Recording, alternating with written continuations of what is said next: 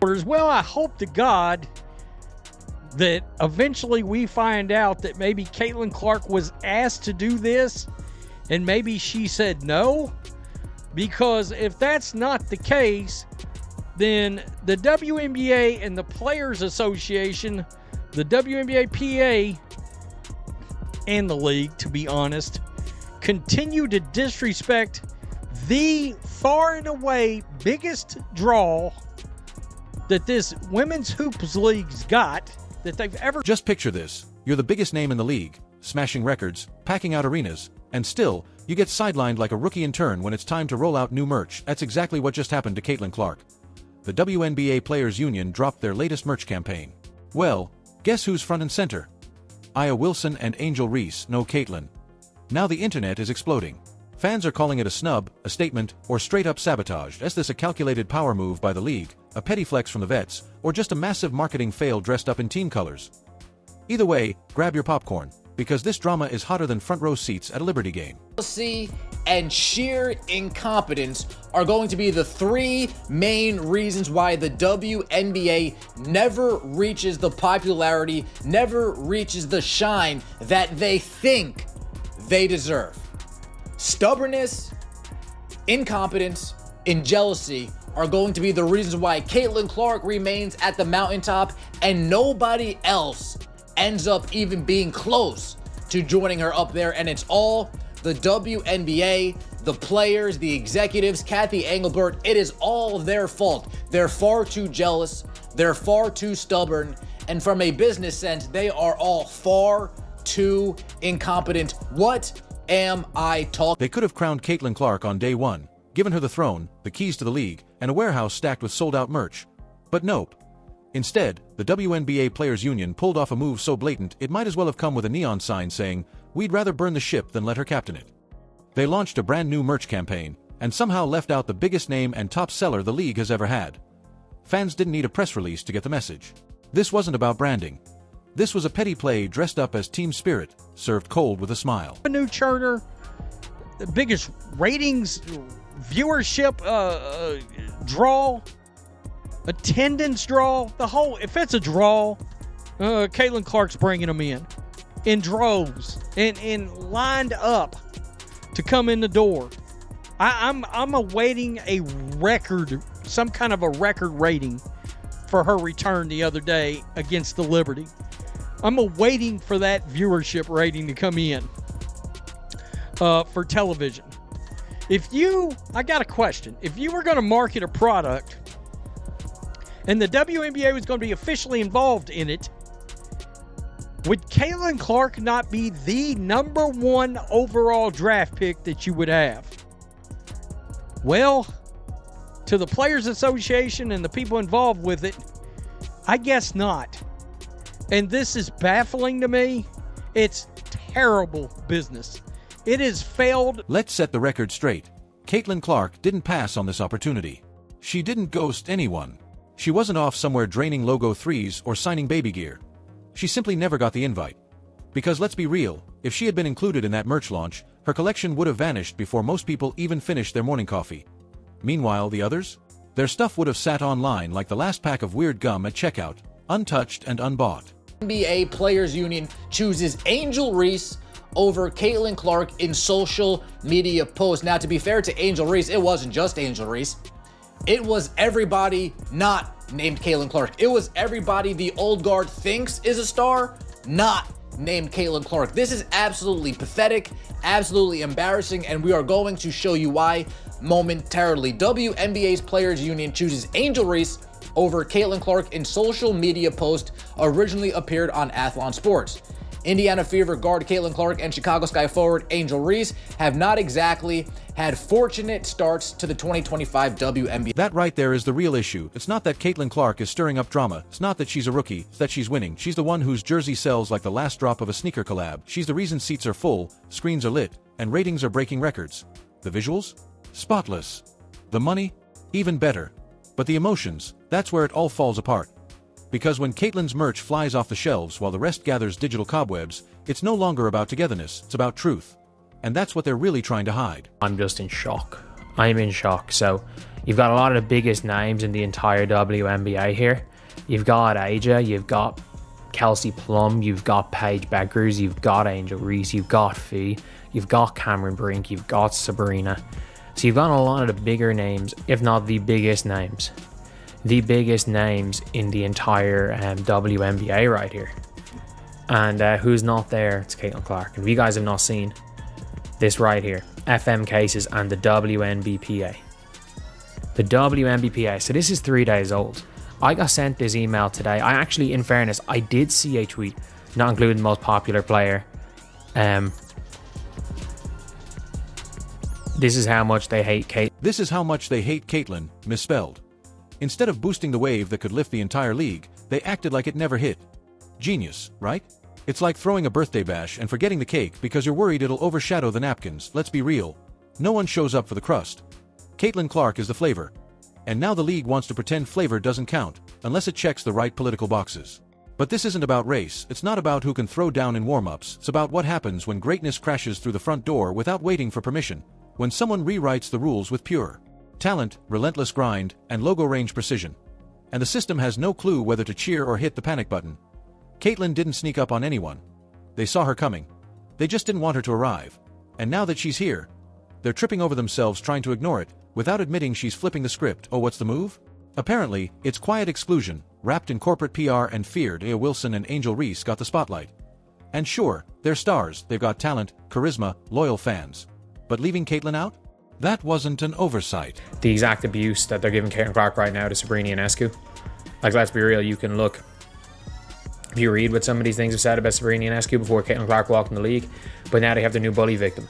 And it's so funny looking at it where you're like, all these, it's so clear that these people, it's just an anti-Caitlin people, because it's like an enemy of my enemy is my friend, where it's like they are these individual pages where you look at the players they hype up, and Paige Beckers, and by the way, by all accounts, Paige Beckers and Caitlin Clark are friends.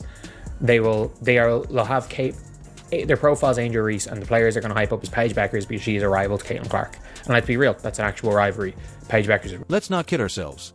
This decision wasn't some random oversight. It was a calculated move to keep the merch spotlight equal, even if it meant ignoring the one player who would have outsold the rest of the roster combined. Because heaven forbid a rookie white girl from Iowa makes the numbers look lopsided. And that's the real shame here. This wasn't just a fumbled marketing moment. It was a reflection of the league's deepest insecurity. They say they want growth. They want headlines. They want revenue. But only if it happens their way, their script, their pace. And Caitlin Clark, she's not reading from their script. She walked in, lit up the scoreboard, broke the mold, and unintentionally called out the whole system. Instead of riding the wave she brought in, they're busy poking holes in the boat while waving at the camera like everything's fine. This isn't strategy. This is someone tipping over the chessboard mid-game, then yelling, "Checkmate," like they've won. The league can spin this any way they want. Talk about representation, diversity, or whatever buzzword makes this exclusion sound noble. But let's not pretend people didn't notice. They saw it. They felt it. You don't bench your biggest star and call it progress. That's not inclusion. That's sabotage dressed up in social language. And here's the part they don't want to say out loud. If this was really about fairness, Caitlin Clark would have been front and center. Instead, they sent a quieter message. You can be special, just not too special. Not too soon. Not too loud. It's the same tired tune we've heard before, only now it's playing courtside. 7. Clark had another, whatever you want to call it, confrontation in a WNBA game. Like, why is this happening? The Caitlin Clark phenomenon is one that I got wrong. I never really thought that Caitlin Clark would make the difference that she has in college basketball or in the WNBA. What other sports analogies are out there that are in any way similar to the impact that one individual has had on a larger sporting universe? Tiger. But don't overshadow the vets. Break records, but keep it low-key. Sell out arenas, but try not to make anyone else look bad. Meanwhile, Caitlin Clark keeps doing what she does, smiling, showing up, casually sinking logo threes like she's shooting in her driveway. She's the momentum they can't stop. The storm they keep pretending isn't coming, and instead of riding the wave, the league's trying to patch the cracks with weak PR spin. It's almost comedic, like watching someone insist everything's fine, while standing in front of a burning scoreboard. The more she dominates, the louder the silence gets. Not because she's wrong, but because she's undeniable. And here's the real twist. This snub only made her more unstoppable. That merch launch may have been an attempt to box her out, but it ended up being a perfect case study in how not to treat your biggest star. Fans noticed, sponsors noticed, the media noticed. The only ones acting blind. The same people who thought this slick little omission would sneak by like a no-look pass. Spoiler, it didn't, it backfired, big time. But the WNBA keeps choosing politics over performance. Instead of doubling down on a once-in-a-generation opportunity, they're handing out participation points and ignoring the scoreboard. Instead of fueling the fire Caitlyn started, they're pretending it's not even burning. Like fans can't see what's right in front of them. Like we don't know the difference between hype and hard numbers. Like we can't check jersey sales, ratings, and ticket demand with a single click. Oh, let's not sugarcoat this. This wasn't an innocent oversight. This wasn't a scheduling mix-up. This was intentional. And the message couldn't be clearer. You can shatter every record in the book, but unless you play the game their way, on their terms, you'll always be kept just outside the spotlight. I don't know what exact. So one player with people in this CT don't include.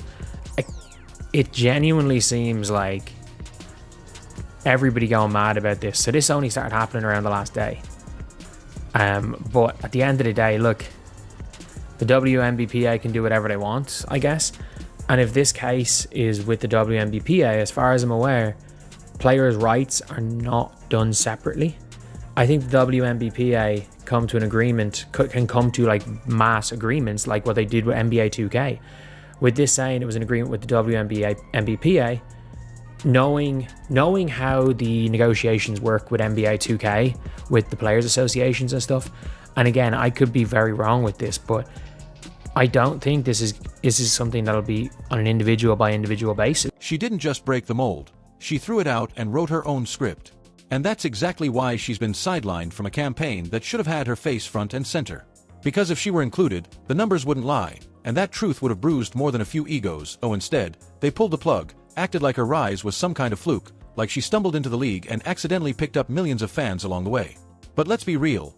The only thing Caitlyn Clark stumbled over was the fragile structure of a system designed to protect the status quo. And fans? They aren't buying the spin. They see who's lighting up the scoreboard. They know who's selling out arenas. They feel the energy, the star power, the unmatched range. No amount of carefully crafted PR or manufactured narratives can erase the simple truth. Caitlyn Clark is the moment. The league can either get on board or keep dropping the ball. Honestly, with the way they're treating her, she might be better off signing with a EuroLeague team, because the WNBA couldn't be more obvious. They don't want her anywhere near the spotlight she's already earned. The face of sold-out games, viral clips, and record-breaking merch is somehow being cast as a supporting character while they prop up two of the most polarizing figures the league's ever tried to brand as the future. Her first game back against the Liberty, where she scored 25 points in the first half, had LeBron James tweeting about her, and also sending her direct messages, apparently. They beat the Liberty, who was previously undefeated, 9-0. The game Saturday afternoon on ABC, and 21 million people watched the game. Now, according to Nielsen, that is the most watched WNBA game. Now, this all comes on the heels of ratings being down, viewership being down 55%. I want to get this exactly right. I have this all written down here. Lucky for you guys. So this story broke last week, but I want to weave it all in as we talk about this topic. Nationally televised WNBA viewership is down 55% since Caitlyn Clark. We're talking about Aya Wilson and Angel Reese, two players the WNBA keeps trying to turn into headline material through forced hype and courtside theatrics. They've become more known for viral antics than actual dominance, drawing more side eyes than standing ovations. Oh, when the Players Union had a golden opportunity to launch a merch campaign that could have exploded in sales, who did they choose? Yep, the duo whose jerseys are collecting dust in the cities they actually play for. You almost have to admire the commitment to ignoring the one thing everyone else can see clear as day. Caitlyn Clark isn't just a rising star. She's the biggest name in American sports right now. Bigger than your favorite dunker. Bigger than Sunday quarterbacks. Bigger than the guy giving fake humble interviews in luxury fashion spreads. She is the moment. The cultural pulse. The trending topic. The name your grandma knows, even if she still thinks WNBA is a radio station. What happens when a white girl joins a majority black league? Her coming to the league brings more viewers, more ad money. The Caitlyn Clark tide is going to, if embraced, rise all boats. The majority in the league, which is black women, has done everything they can to not welcome Caitlin Clark to the... But no, instead of celebrating the brightest star in the sky, they chose to play it safe under the clouds. They hitched their hopes to players who generate more social media debates than actual ticket demand. Why wasn't Caitlin Clark included in that merch drop? Because her presence would have wiped out the competition.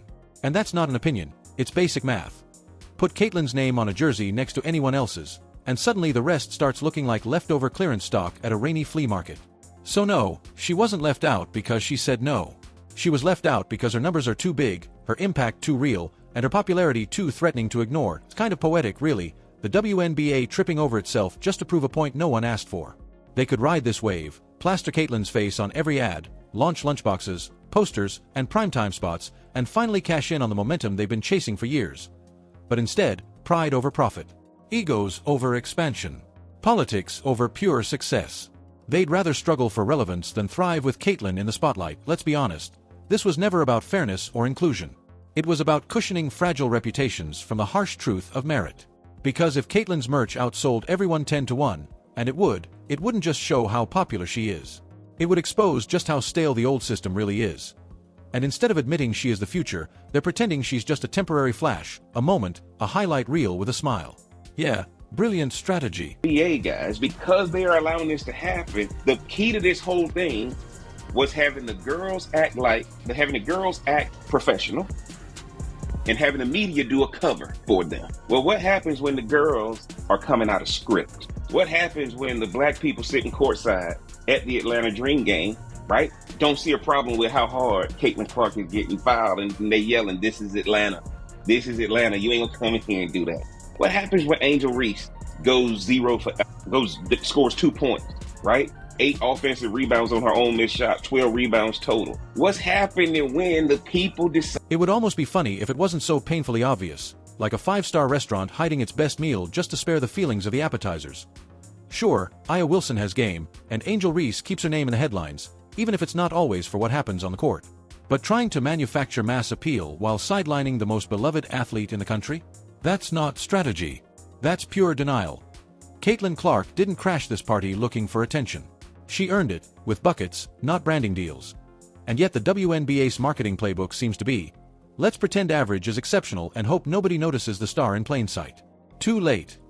Every arena she walks into? Packed. Every game she plays? Ratings spike. Even her critics can't look away. She's not just a player, she's the force pushing the league into mainstream conversation. And somehow, instead of fueling that momentum, the league keeps throwing obstacles in her path like it's a video game. This isn't just bad PR. It's self-sabotage, and everyone sees it. Just being there, change them. That's it.